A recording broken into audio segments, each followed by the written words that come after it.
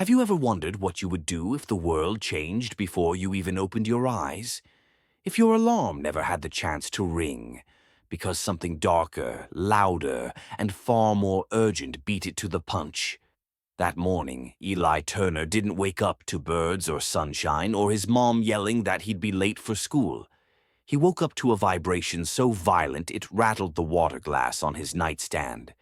His phone glowed with a red banner he had only seen in movies. This is not a test. Global military activity detected. Possible escalation in progress. For a moment, Eli felt suspended, like the world had paused between two heartbeats. He didn't scream. He didn't panic. He simply whispered, "No, no way." Then the hallway lights clicked on. His sister's footsteps thundered like a stampede. "Eli," she gasped, bursting into his room. "Mom wants us downstairs, right now." Something in her voice made him move before his brain caught up. It was the tone people used when they realized the world they knew might be gone forever. Downstairs, the TV was already on. The nation's top news anchors looked like they had aged 10 years in 10 minutes. Words crawled across the bottom of the screen. Russia and NATO in direct conflict. Multiple strikes across Europe-US forces on high alert. Eli's mother, Karen, stood frozen, remote in her hand, fear in her eyes. When the president appeared on screen, even the reporters fell silent. "My fellow Americans, today we face a global military crisis, unlike anything in our history." Eli felt Mia clutch his arm. The president continued, "Satellite networks have been disrupted.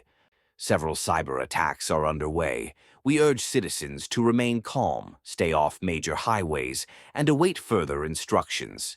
The screen flickered. Static. Then a new message blinked. "Emergency alert. Potential threat to U.S. homeland. Seek shelter. Limit travel." That was when Mia whispered the words no one else dared to ask. "Is this World War III?" Within minutes, the country was glued to their screens. Every channel showed something different, yet equally terrifying.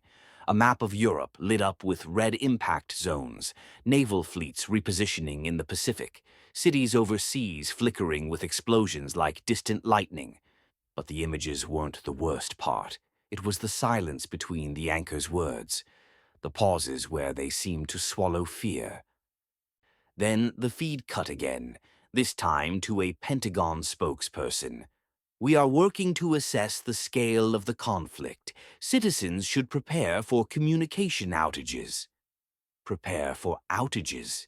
People in Eli's neighborhood were already running down the sidewalks, banging on doors, yelling into their phones.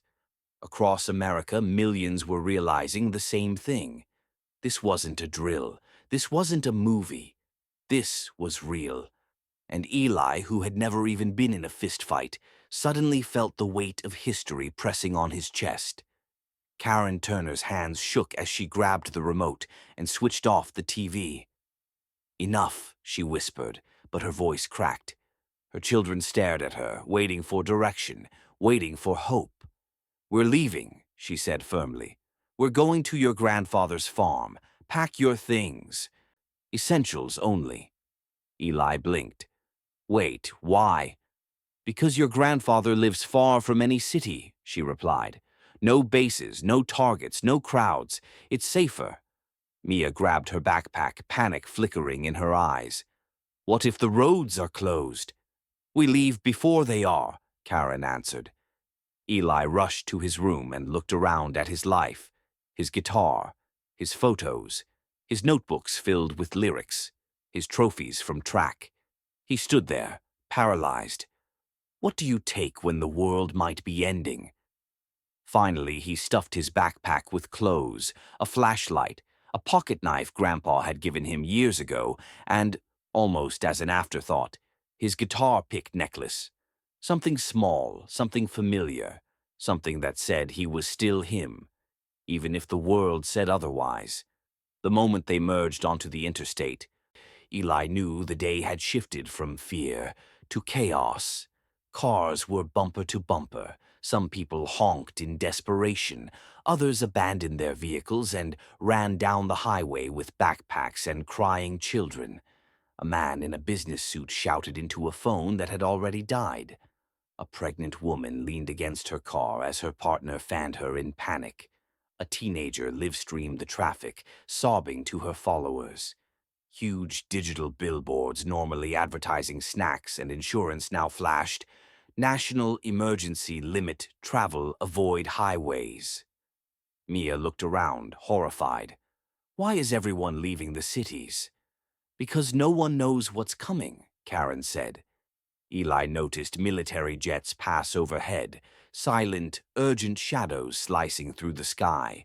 America was moving, America was afraid, and America was unprepared. They had barely moved 2 miles in an hour when Karen sighed. We need another way. Eli scanned the sea of cars. Everyone's thinking the same thing. That's when he noticed him, a gray-haired man in an old army jacket walking between the rows of cars. He didn't look scared. He looked determined. He stopped beside their window. You folks trying to get out? He asked. Karen nodded. Where you heading? Marion County. He whistled softly. Not a bad place, but you won't get there on this interstate. There's a military checkpoint about 5 miles up. No one's getting through unless they're evacuation priority. Karen stiffened. Are you sure? He nodded. I've been in 3 war zones. I can recognize a lockdown pattern when I see it. Eli swallowed. Then what do we do? The veteran pointed over his shoulder at a narrow maintenance road, almost invisible behind a cluster of abandoned trucks. Take that service road.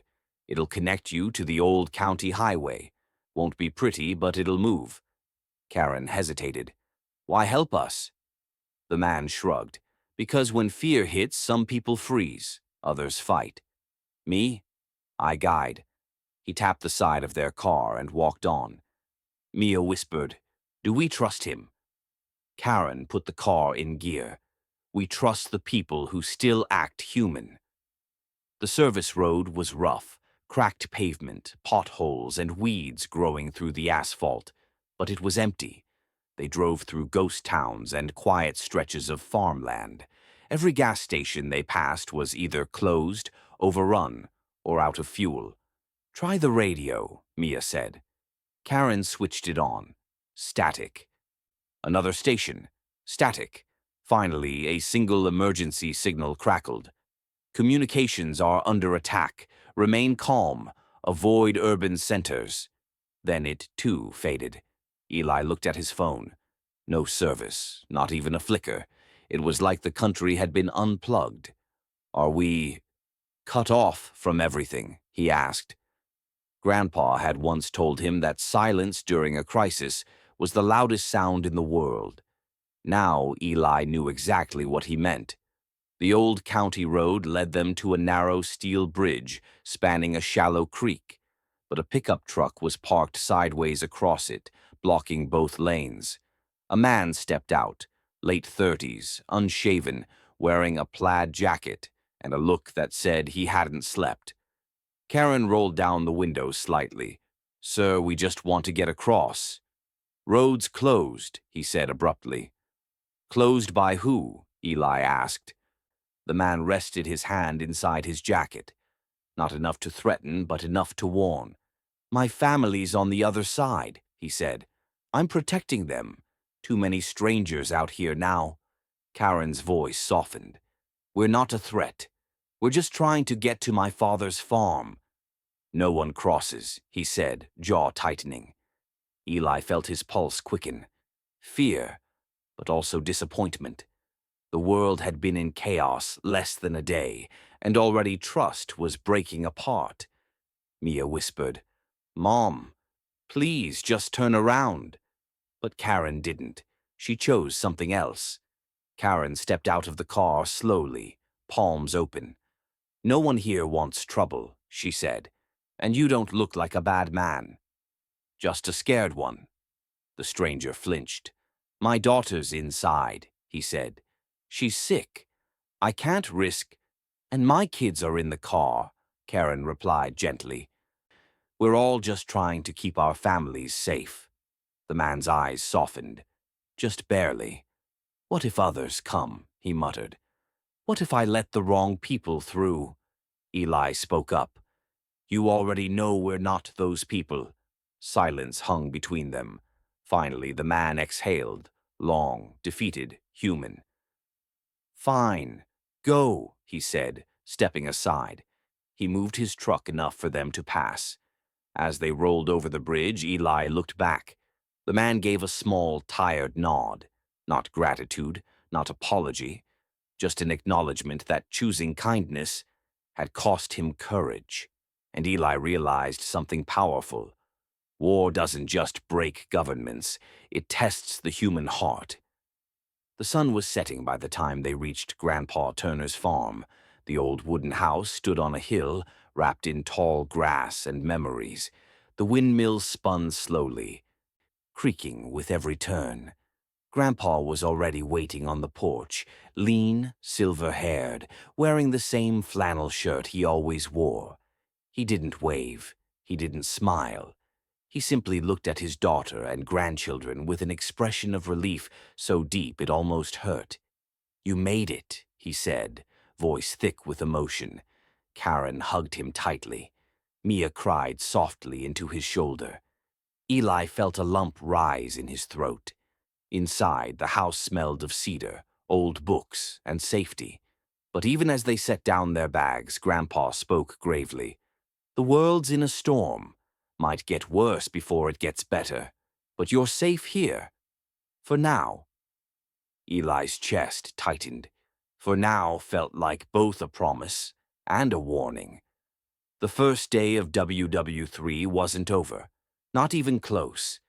Night fell slowly, like the sky was reluctant to let the world go dark after such a terrifying day.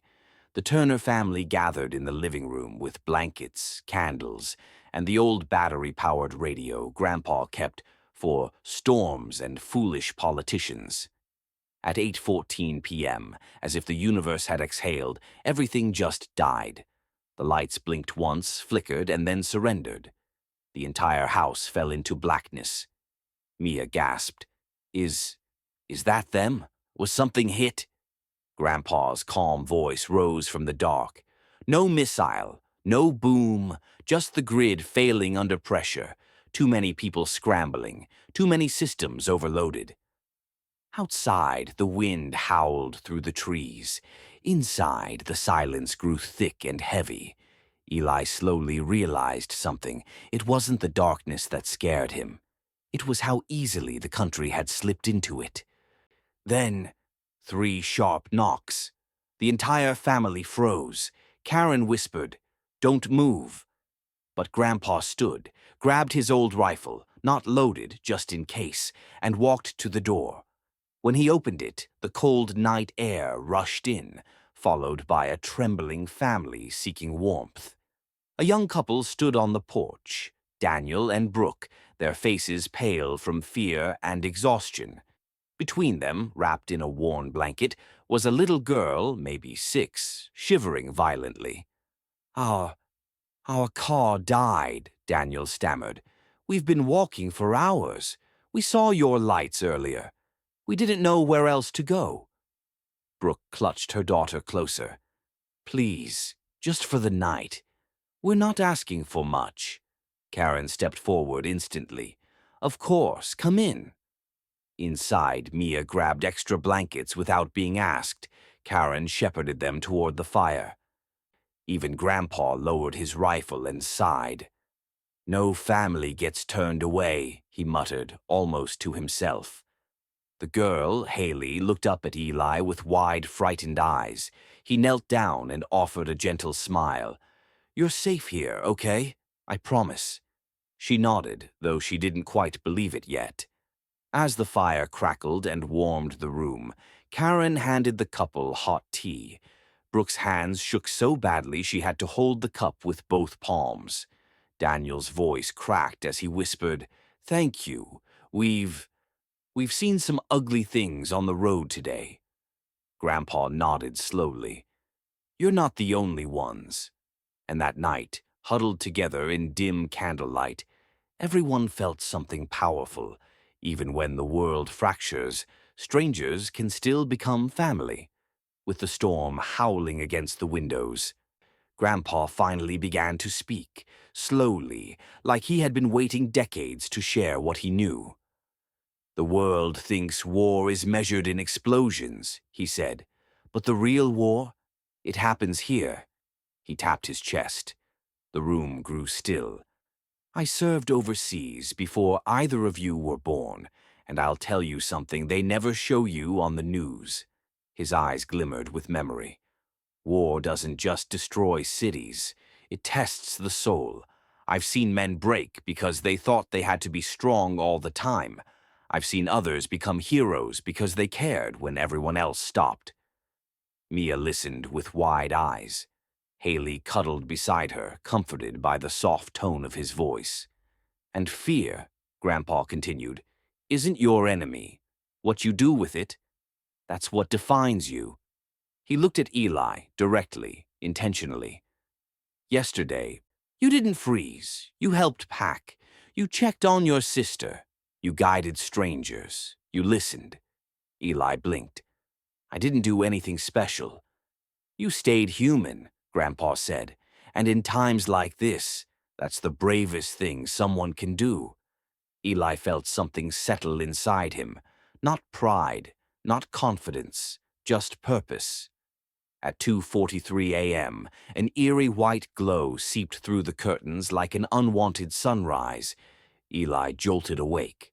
The sky outside the window was shimmering, too bright, too fast, too unnatural.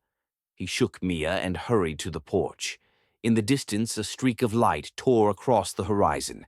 Not an explosion, not exactly a missile, more like a falling star on fire. Brooke joined them, clutching Haley. Daniel stepped out seconds later, staring upward. What is that? Mia asked, her voice trembling. Grandpa studied the streak carefully. Might be a satellite, he said. Maybe a missile defense interception. Hard to say. Eli's throat tightened. Is it dangerous? Dangerous, Grandpa murmured. Everything is dangerous on a night like this. But the light faded. No shockwave followed, and the world remained eerily silent. To everyone watching across America, it was a chilling reminder. War wasn't only fought on Earth. It now played out in the sky above them. And none of them were ready for that. By morning, the storm had passed. A golden sun rose like a blessing over the fields. For a moment, the world looked normal again. The radio crackled to life with a tired-sounding commentator. U.S. cities remain unharmed. Missile defenses engaged overnight. Diplomatic channels have reopened between nations. This does not mean the crisis is over, but escalation has slowed. Karen exhaled shakily. Brooke began to cry quietly into her hands. Daniel kissed his daughter's forehead. Mia hugged Eli suddenly. We're not dead, she whispered. We're really not dead. But Grandpa was less convinced. Day 1 is the most confusing, he said. Day 2, that's when people start realizing what they lost, or what they still have. Eli stared at the rising sun. For the first time, he understood the difference. The world hadn't been saved, but it had been given another chance. The kitchen table looked strangely peaceful with plates of pancakes and scrambled eggs, even though half the ingredients were rationed. Daniel cleared his throat. We can't stay here. You've already done so much. Brooke nodded reluctantly. We don't want to be a burden. Karen shook her head immediately. You aren't. You're safe here. Stay. But Daniel lowered his gaze. You don't know us. Grandpa leaned back in his chair, arms crossed. Don't need to know you, he said. War strips life down to basics. You help who needs helping. That's the rule. Daniel's eyes grew glassy. Haley reached for a piece of pancake and smiled for the first time in hours. Karen placed a hand on Brooke's shoulder. "You're family now," she said softly, "and family stays." The room grew warm, not from the fire, but from the fragile humanity returning to them. Later, Eli found Mia and Haley sitting on the living room rug. Mia was drawing farm animals in a notebook. Haley watched quietly, her tiny fingers tracing the pencil lines. "You're good with kids," Eli said. Mia shrugged. "She's scared. She deserves one normal moment." Eli sat beside them. Mia glanced at him. "Do you think the world really ended yesterday?" Eli thought about the fear on the highway, the veteran guiding strangers, the man at the bridge, the glow in the sky, the family they took in. "No," he said finally. "I think yesterday showed us how much the world needs people willing to care." Haley looked up at both of them. "Will the bad guys come here?" she asked in a tiny voice. Mia hugged her gently. "If they do," she whispered, "they'll have to get through all of us." Eli smiled softly. The strongest shield wasn't violence, it was love. By late morning, the power flickered back on across the region, weak, unstable, but alive. Phones buzzed nonstop with delayed messages. "Are you safe? Did you hear what happened? Please call me." "Traffic is insane. Took 12 hours to go 30 miles. Food is already running out at some stores." Friends were scared. Relatives were crying. Teachers emailed their students with "stay safe" messages because no one knew if school even existed now. Across America, people remembered where they were when the first alert hit, whose hand they held when the sky lit up, what they feared, what they hoped, who they wished they had called. It was a day etched into every heart, not a day of destruction, a day of vulnerability, a day that reminded everyone how fragile the world really was. Eli stepped outside near sunset and found Grandpa sitting on the porch, polishing an old lantern. "Beautiful evening," Grandpa said. "It feels wrong," Eli replied. "The world's falling apart, but it looks peaceful." Grandpa chuckled softly. "Life's got a dark sense of humor." He set the lantern aside and looked at Eli seriously. "You did good yesterday." Eli frowned. "Grandpa, I was terrified. I didn't do anything brave." "You think bravery means not being scared?" Grandpa raised a brow. "Son, courage is what you do because you're scared." Eli swallowed hard. "You protected your sister. You helped strangers. You kept your head when others didn't." He paused, letting the moment sink in. "War reveals people. Yesterday, I saw who you really are." Eli felt his chest tighten.